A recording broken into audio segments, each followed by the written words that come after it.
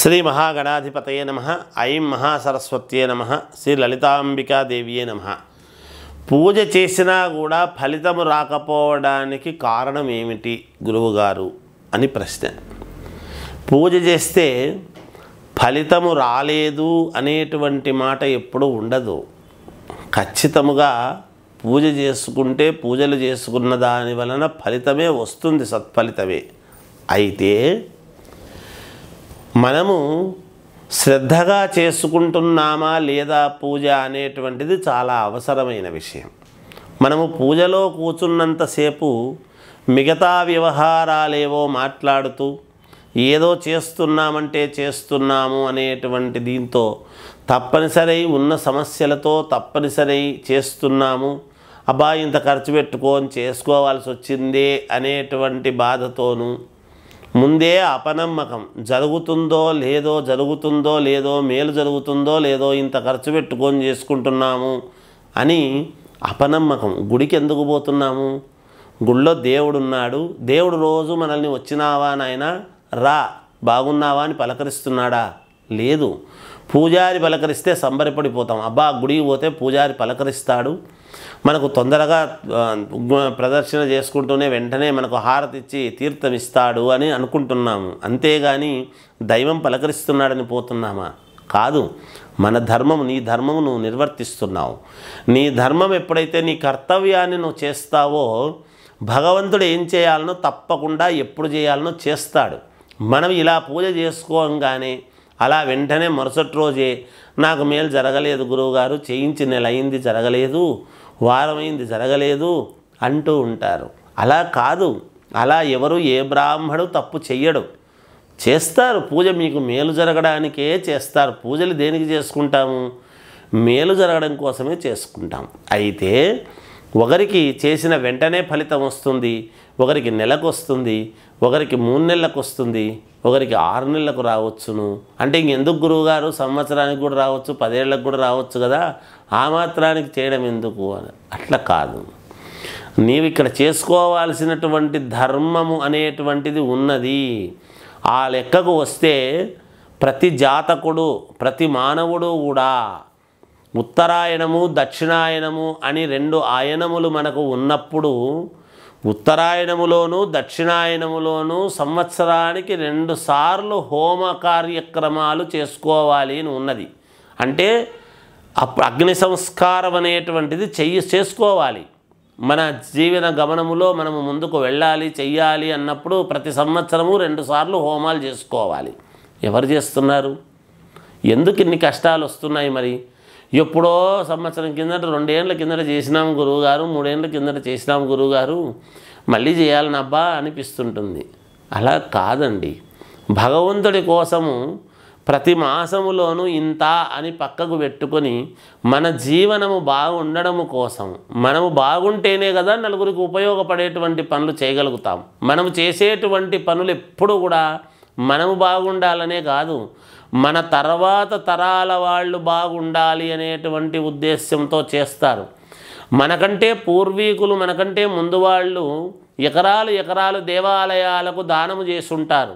కొంతమందికి ఉచితముగా ఇల్లు కట్టించిచ్చుంటారు, కొంతమందికి మంచినీళ్ళ బావులు తవ్వించినారు, కొంతమందికి అనేక రకాల ఉపాధులు కల్పించినారు.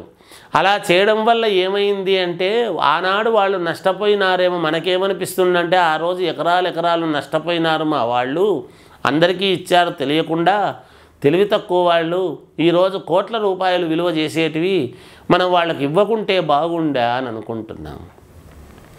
దాని అర్థం ఏమిటి అంటే అది చాలా తప్పు అలా అనుకోవడం.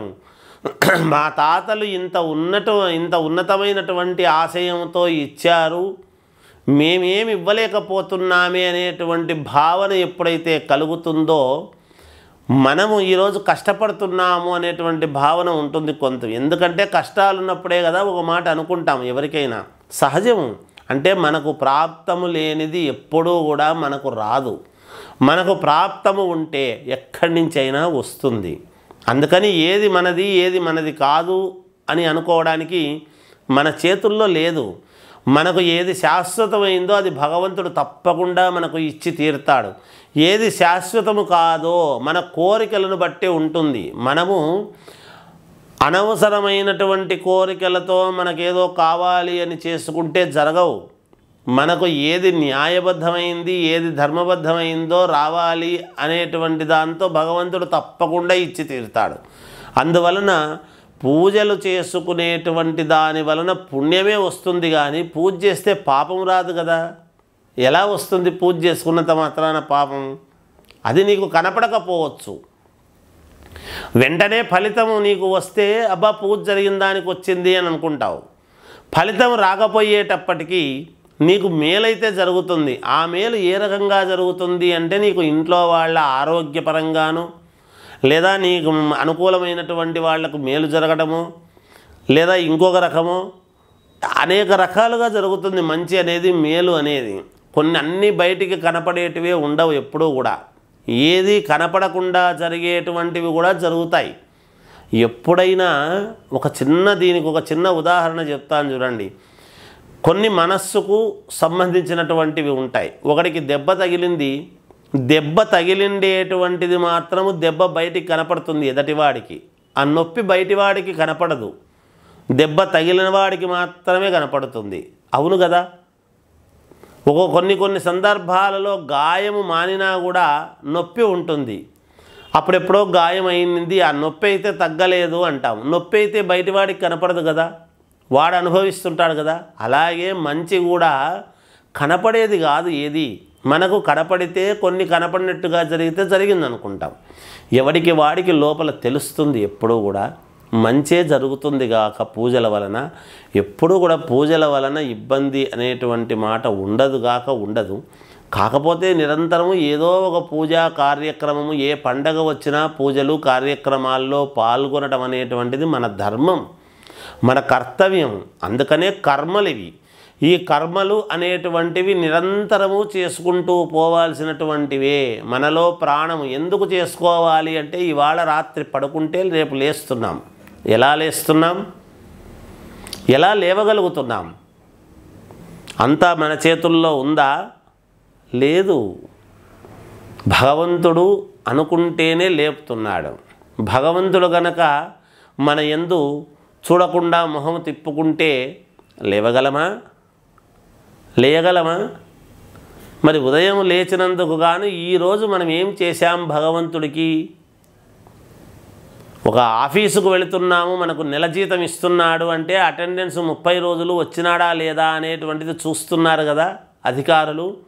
ఒక స్కూల్కు వెళ్ళేటువంటి పిల్లవాడు రోజు అటెండెన్స్ వచ్చినాడా లేదా అని చూస్తున్నారు కదా. అలా ప్రతిదానికి అటెండెన్స్ అనేటువంటిది ఉన్నది. మనము లేచి ఈరోజు భగవంతుడు మనకు ఆయుష్ ఇచ్చినాడు, మనం లేచినందుకు గాను మనల్ని భగవంతుడు ఊపిరి ఉంచి లేపినందుకు గాను మనం ఆ రోజు చేసుకోవాల్సినటువంటిది ఏమిటి? భగవంతుడికి కృతజ్ఞతాపూర్వకముగా.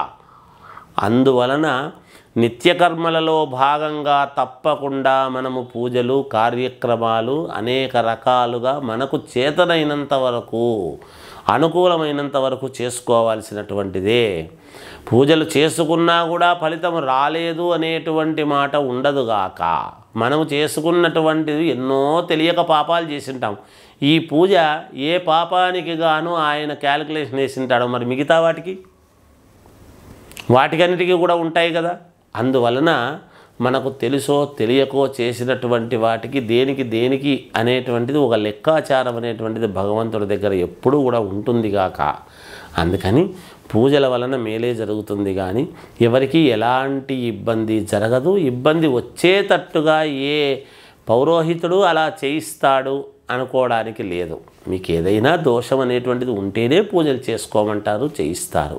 అయ్యగారులు కూడా చాలా జాగ్రత్తగా, అయ్యగారులు కూడా ఎంతో ఎదటి వాళ్ళు బాగుండాలి. లోకా సమస్తా సుఖినో భవంతు, గో బ్రాహ్మణేభ్య శుభం భవతు అని చెప్తున్నాం. గోవు తర్వాత వెంటనే బ్రాహ్మడు అని. సరే, ఒకవేళ బ్రాహ్మణుల్లో కూడా అయ్యగారులలో కూడా చిన్న పొరపాట్లు చేసిన వాళ్ళు ఉంటారేమో కానీ శాస్త్రాల్లో ఎప్పుడూ తప్పుడు ఉండదు. అందుకని అందరినీ ఒకటే రకంగా చూడడం కూడా తప్పు. అందుకని అందరూ కూడా బాగుండాలి. ఎవరైనా మేలు జరగడానికే చేయిస్తారని తెలియజేస్తూ జయోస్తు.